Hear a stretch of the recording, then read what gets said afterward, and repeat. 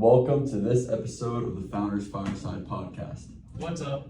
Today we're here with Jack Wilber, special guest, founder of a non-profit called Binary Heart that refurbishes and donates used computers to people who can't afford them to spread digital access. That's right. Welcome to the show. Thanks, Jasper. Thanks for having me. I'm excited to talk about all the stuff we're working on.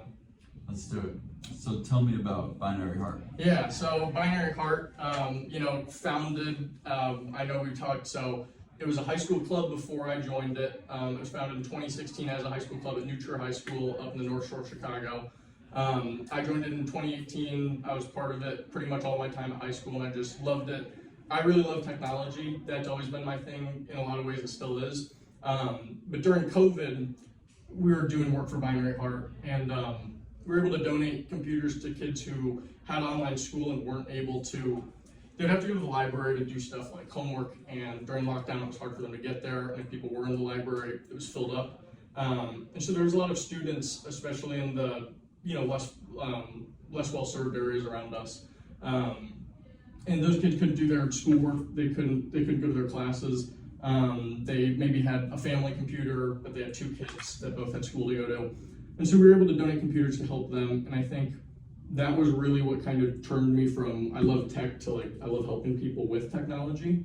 And so graduated in 2022, spent my first year of college, not doing much, just hanging out with friends. But I realized I really missed that. And so the summer after freshman year, I went back to New Trier, kind of got their blessing to, this is the nonprofit or the 501c3 part of it, got their blessing to expand it, formalize it, really try to turn it into a bigger and, more national entity.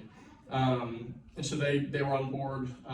I started it. Originally, it was me and my parents on the board, but that's not best practice when it comes to forming a nonprofit. And so pretty quickly we switched. And so now two of my really good friends are working on it with me. It's Enzo Caggiano and Mary Dinka. And then our fourth board member and newest board member, we met him down at the mill. His name's Henley Woolen. And so we have a really great team. We have now 4 chapters and I think 3 chapters that are kind of getting started. Those are colleges and high schools across Indiana, Illinois, and Michigan. So it's really been a wonderful thing to be able to see it expand. I love everything we do. I have big dreams for the organization, and I plan on working on it far past my graduation. Okay, sweet.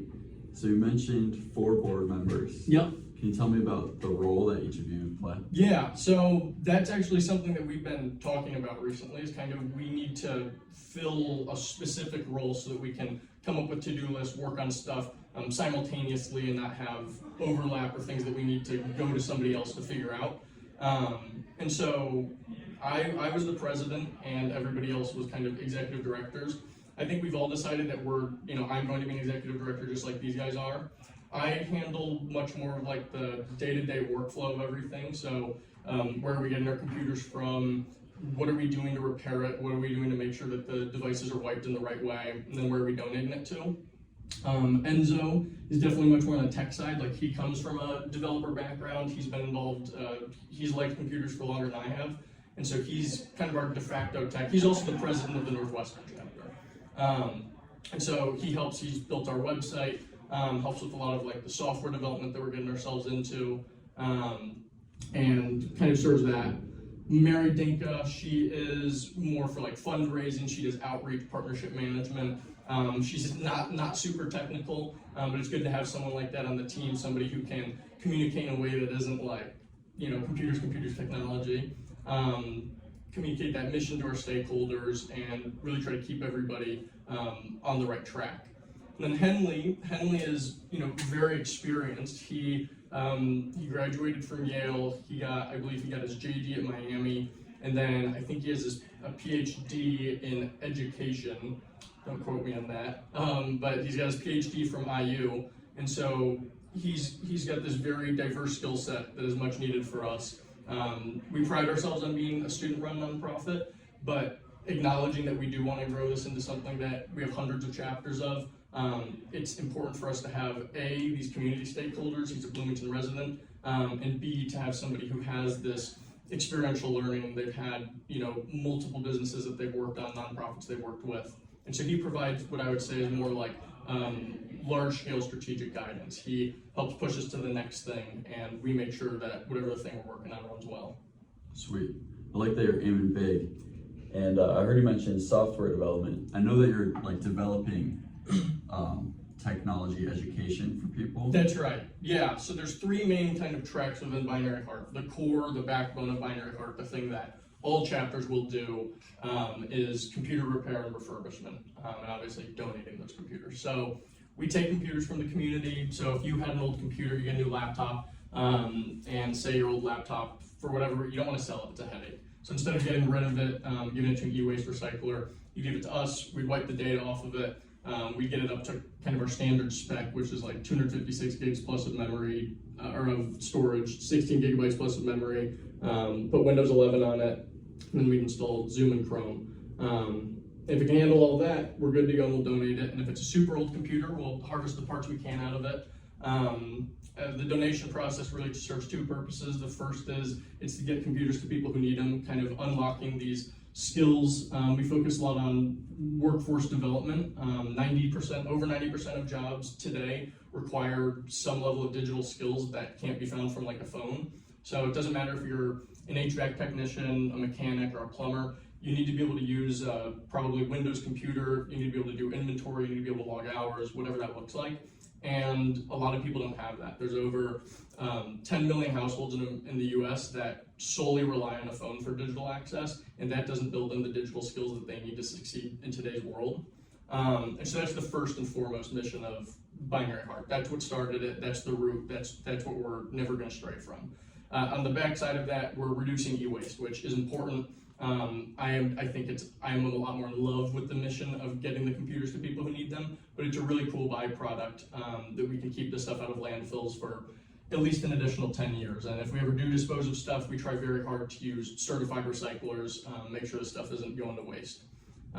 In line with that, we're trying to kind of expand into more component level repairs. So right now, if we have a broken motherboard, that's kind of shot to us. We don't have the technical skills right now to do micro soldering to fix that. But we're bringing on some guys in the fall who are going to be able to teach us how to do that and hopefully further reduce the amount of e-waste that goes out.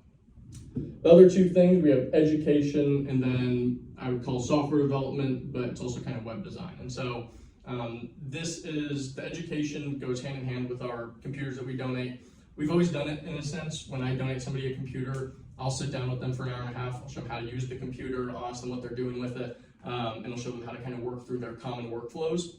But what we realize is that for every one person that gets a computer from Binary Heart, there's probably 100 people who get a computer for the first time and still don't really know how to use it and have never heard of Binary Heart.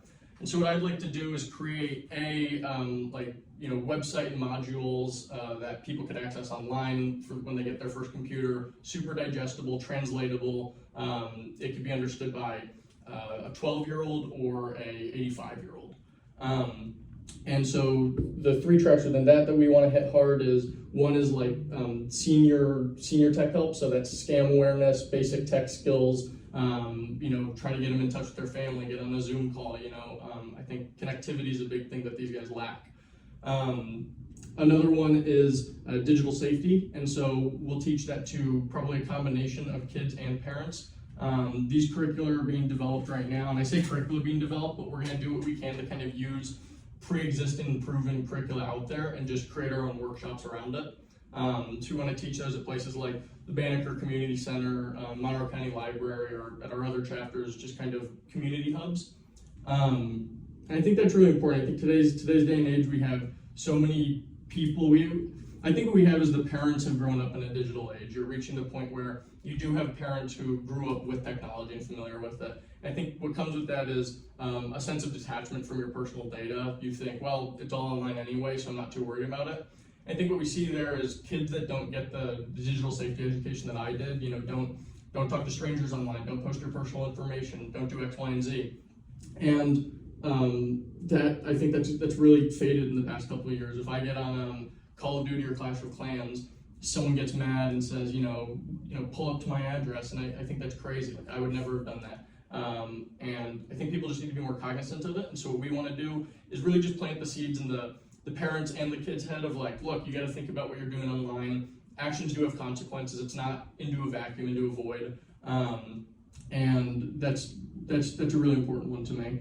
And then the other one, more exciting to me, is like AI basics. So we'll talk about the software development, but I'm not a developer. I'm a finance major, and a finance major who loves technology, but still a finance major. And so AI really has opened up my eyes to the possibilities of what it can do, and I'm able to build things that I wouldn't have otherwise built. I'm able to build tools for our members that we were previously paying, between $5 and $20 a month for. And that's amazing. It saves us money, it lets us donate more computers, and it's going to let us help other nonprofits. So on the software design and web design, software development and web design side of stuff, for web design, my vision for that is, and we've already started to execute it, I build websites for other nonprofits, but I want to get that more of like a binary heart activity. So I want to have web design teams at these more technical schools where we have students finding nonprofits in the community, small nonprofits that don't have the budget for a professional website, might not even have a website at all, and we'll build one for them. My thesis around that is there's a lot of organizations out there that really are great and want to do awesome things, but they don't have the technical skills to do this. And if there's not a website, I'm not donating to a nonprofit. And I think a lot of people are similar. You need that verification that they are a real entity that's doing real stuff. And I think that's a bummer. I try to be a lot more conscientious of the fact that there's plenty of good organizations without a website, but in the day and age we're in, the age of technology, it's important to have that, and we want to enable nonprofits to do that at no cost to them. And so it's been a really fun thing. In the software development, this is very emergent. We have our first teams working on software right now, so we haven't released anything yet besides kind of what I've built for us. And so right now they're working on, I think we've decided on the name Folk Force. So this is in Bloomington. We have the Bloomington Volunteer Network, which is pretty good at connecting nonprofits and people who want to help the nonprofits. But a smaller community like, say, Shoals or Bedford, they don't have the same level of connectivity between the volunteers, the people who want to do good, and the organizations that are doing good. And so what we're creating is going to be really very simple interface. I'm hoping nonprofits have profiles. They can post tasks that they need done. They can post events that they're having, fundraising campaigns. And then if I'm a volunteer, I can be on there and I could have all of my skills in my profile and see that, say I'm a plumber from one of these towns, right? And Binary Heart has a toilet that they can't get unclogged. It's broken. Binary Heart could post on this and say, we are looking for a plumber, someone with plumbing ability, to help us fix this. And then as a plumber, I could use my professional skills either at a discount or for free for this nonprofit, enabling to do something that they'd otherwise would have had to pay $300, $400 for. Mm-hmm. I got a question. How are you going to get volunteers on the site? The volunteers on the site. So I maybe come at it from a little bit of a biased point of view. Like, I like volunteering, I like doing good. But at the same time, I think that my journey into the nonprofit world has showed me that there's really a lot of other people out there like that. Everybody wants to do good, I think. Or I shouldn't say everybody, but almost everybody wants to do good. And so for me, it's about eliminating the friction and barriers there are to doing that good. If I want to volunteer an hour a week, I don't want to spend an hour a week figuring out where I'm going to volunteer. And so my thesis for this app, our thesis for this app, is that we'll kind of go to nonprofits, get them on the site at first, and then once we have this community of nonprofits there, that the volunteers will come. These will be people who are already donating, and this is just going to be an easier place for them to see all of the events of all the nonprofits they like in one place. And we want it to be modular. So Shoals would have their community. I would be a volunteer in Shoals, and I'd be looking within 10 miles of my location. So we want to kind of activate these pockets of the United States that have these nonprofits or have the potential to have these nonprofits, and really give them the tools that they need to build that up. Because it's been difficult for us to find volunteers with the right skills that we need, and we're lucky. We're at Indiana University. We have an incredibly diverse set of skills and high talent students, and so if we have trouble finding that, we've talked to and we know that other nonprofits that aren't in a college town, that don't have access to the same talent we do, they have even more difficulty with that. Right. So, first of all, your mind is so sharp. You talk you. fast. I'll slow down a little bit. That's something I'm working on. All right. So, anyways, you mentioned like this chapter at Northwestern. Yeah, you have a few other chapters. That's right. So what does that process look like to get new chapters, and then how do you onboard them Yep. consistently? Yeah, that's a great question. We've been asking ourselves that frequently. So, Binary Heart, we do not actively try to start new chapters right now. We are still in the growth phase. We are still looking inward. We're standardizing internal processes. We're building the team at the national level that we need to support these chapters. But it's been really just so exciting. We have people who find us online, they see our Instagram post, or a friend tells them about us, and they reach out and they say, like, I'd like to start a chapter at my school. And we don't believe in turning that down. We have a good enough framework at the operating chapters we do have where we're comfortable kind of coaching them through it. But it's definitely a slow process. There's a lot of figuring out kind of what works for them. How do we localize this impact for their area? How do we find the talent that they need? How do we find space for them? That's a big part. So what we built is kind of a minimum viable chapter requirements guide. And so that is, if you want to start a chapter, we give you kind of what's a provisional charter until you reach these minimum requirements. And so that's like having a 5-person board, having being on track to donate at least 25 devices a semester, having a reasonable amount of space to do your work and to have your workstation set up. And I think that's helped us a lot in terms of guidance for these chapters. We can essentially give them this checklist, and then they can go through it and work on it. And then we check in with them about every 2 weeks right now. We're going to move those to weekly meetings as we get more into the semester. Summer's been a good time to lay the foundation, and I think fall's the time to hit the ground running with it. We have good teams built at these chapters that are good enough and started, and all they're missing are kind of the volunteers underneath the board level. Mm-hmm. So it's really exciting. I love developing these new chapters, but one of the positions that we're recruiting for right now on our national team is like a director of new chapter development, and this person's responsibility would really be, their responsibility center is the new chapter. So they're meeting with them for 30 minutes every week. They're saying, what'd you do last week? What are you doing for this week? How can we support you? So whether that's funding, whether that's guidance, whether that's a meeting with another chapter that has a similar structure to them. We want to really increase the sharing of best practices that have reduced the friction in creating these successful chapters. Right. So what kind of guidance do you give them to find a space to work in and get computers donated to them? So it is all about outreach. It's a numbers game, no matter which way you look at it. So we give them advice on, in terms of like where to get the computers from. We realize that cold emailing really isn't the best way to do it, and I think it makes sense to me as a technical person. Like, it's a data security issue. I don't want to donate a computer to somebody I've never met if there's potential for it to have my data on it. Now, granted, companies can remove the storage drives before that, but companies also usually have contracts with like an e-waste recycler that they'll take all of their extra laptops, and that's a contract that they can't break. And so weird. It is weird, but at the same time, it does make sense because this stuff, it can be hard to dispose of e-waste, and you do have to dispose of it in the right way. It really can be. Which way does the money flow in that contract? I think it flows from the e-waste recycler to the company. Right, so they're paying money. That's to right. the company. Yeah, because So what the that's e-waste what company recycler does. does, they'll take it, they'll scrap what they can out of the computers. I believe they even sell the computers that are functional, and then the ones that aren't, they break down to the very finest levels. They'll take the gold out of it. They'll take everything they can salvage, and then the rest hopefully gets recycled, but a lot of the times can end up in a landfill. And so what we tell these companies is, look, you could do that, and they would pay you whatever it is, $500 for your 15 laptops. Or you can work with us and we can write you a receipt for the fair value of that. So 15 laptops at about $200 a laptop would be about $3,000. And so that would be about $750 worth of write-off for them. So a lot of times we feel like we can actually provide value above what the e-waste recyclers will. And then obviously we have the whole mission behind it. I try to sell kind of like a for-profit would. I want them to want our services, want our product. But I think that a really good way to sell that is, look, we're giving you a good deal on this. This is gonna benefit your company, and this is also gonna benefit the community. This is gonna help a lot of people. You're gonna help 15 people, 15 families that didn't previously have access to this sort of technology, and they're gonna have access to it now. Right. That's a smart strategy. Yeah, and so what we've realized is like boots on the ground works the best.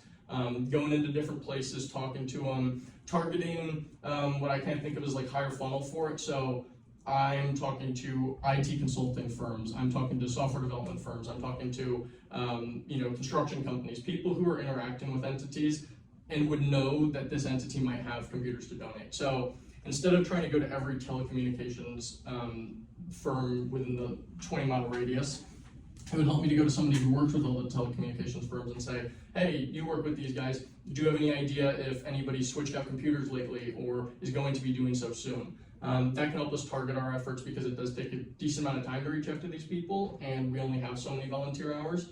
So that's been the most successful strategy so far, and I think it's good for us to get out there in the community, good for our volunteers to learn how to talk to people and sell the mission, because it's an important one, and I think it's not a controversial one. People love what we do, but it's about communicating in the right way, communicating that your devices are going to be safe, they're going to be rehomed with these people who need them, and that that's the right decision for their company. All right. Okay. So you seem to have the process down of getting laptops donated to you, refurbishing them, and then donating them back to other people. Yeah. What's been the biggest challenge with getting other chapters to do the same thing? Yeah, so definitely it is a challenge, and the biggest challenge of it is just getting our process replicated there. So they don't have the same companies, they don't have the same diversity of companies in the area that we do. So when I can go to IT consulting firms, software development firms, they might not have those around them. And so it's about finding what's transferable, what's the phenotype of that company that we're looking to target and to refer us to other companies. So construction companies is what I mentioned, and we just try to sit down with them. We give them essentially, here's what we do, here's what works for us, and now you know your community, you tell us what you think would work there. And it's a constantly iterative process. There's lots of stuff that doesn't work, and if it doesn't work, I think the biggest thing for these guys is, it is a numbers game. You're going to have to talk to 100 people before you get 5 people to donate a computer, and that's how it works. Don't get discouraged from it. So to answer your question, the biggest challenge with it has been to take what we do, especially on the repair side, and give it over to them. A lot of these new chapters don't have workspaces. They can't be set up in the exact same way we do, and therefore can get a little bit disorganized at the repair level. You have people repairing. The first year that I had the chapter at Indiana University, I was just working out of my apartment.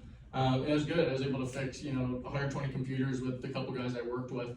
But that doesn't work for everybody. Not everybody can turn their apartment into their lab. So finding space, that's the hardest part for it.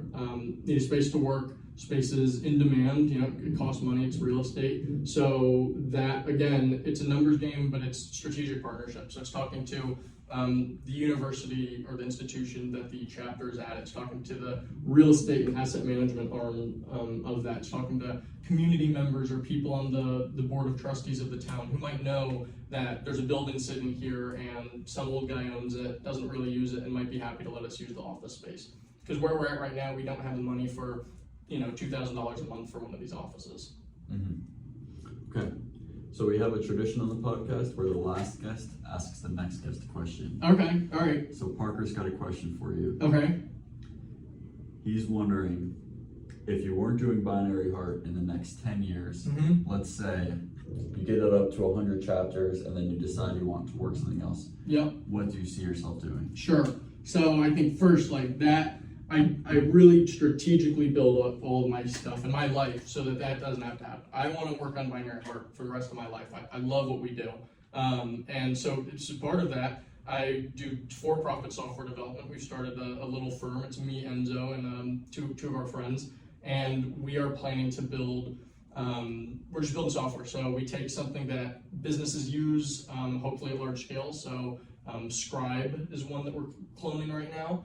And so we're essentially building Scribe. It's going to have all the functionality that Scribe has, but we want to be able to charge people half the price. And kind of to get back into the nonprofit aspect of that is what I plan to do with the for-profit software that we develop is I still want to give free licenses to every nonprofit, say below $50,000 in annual budget or something like that to use. I think that one of the biggest bottlenecks that we had, and the reason that I got into software development in the first place, was that it was costing us a lot of money for software that would just help us email a bunch of people. For Scribe to create standard operating procedures for different softwares or things that we're doing on the computer, that's $20 a month, and that was too much for us. And I have to imagine that and I know I don't have to imagine, there's a lot of nonprofits that don't necessarily have school funding, that don't necessarily have the same support that we do, and they really wouldn't be able to pay for something like that. And that's important. That's something that can turn a 1-chapter nonprofit into a 10-chapter nonprofit. Because if you can create these standardized procedures and train people on them, that's the name of the game. If you can't do that, then you have quality problems, you have silos, you have a very disjoint process that a lot of times isn't sustainable. So to answer your question, software development, but software development for good, for helping people. It's all about access for me with Binary Heart, and same with everything else I work on. Access to the tools, to the resources, to the networks that are going to help propel you to where you want to be, to help propel these organizations to where they want to be. And so everything we build, whether or not we're selling it, making money off of it for profits, I want that end user to get real value out of what we're doing that pushes them into the right place. All right. Okay. And what would you like to ask the next guest? Who's that? Good question. Not sure yet? Oh, actually, I think I'm going to interview a African entrepreneur. Okay, all right, that's really interesting. So yeah, we've actually done a good amount of work with people in Africa and African nonprofits. So I'd say I would ask them, if they're going to be, are they based in the United States? No, they're based in Africa. Yeah, Kenya. All right, so I would, Canada you said? Kenya, got it. All right, that's cool. So, all right, I would say what's the most difficult part of starting a business in Kenya? Because I know the most difficult part of starting a business here, and that's finding the people for it. But the United States is really easy to start businesses in. I think Singapore is the only country that's faster to start a business in. So I'm wondering with Kenya, how does that work from like a governmental perspective? Is there lots of hoops you have to jump through to create a business? Is it created in an official sense, or is it municipalities? I just don't know how it works, and I'd be curious to hear more about that. Okay. All right, sounds good. Awesome. Thanks for coming on the podcast. Jasper. I appreciate it. Really fun. Awesome. How was that? Good. Dude, your mind is fucking... Yeah,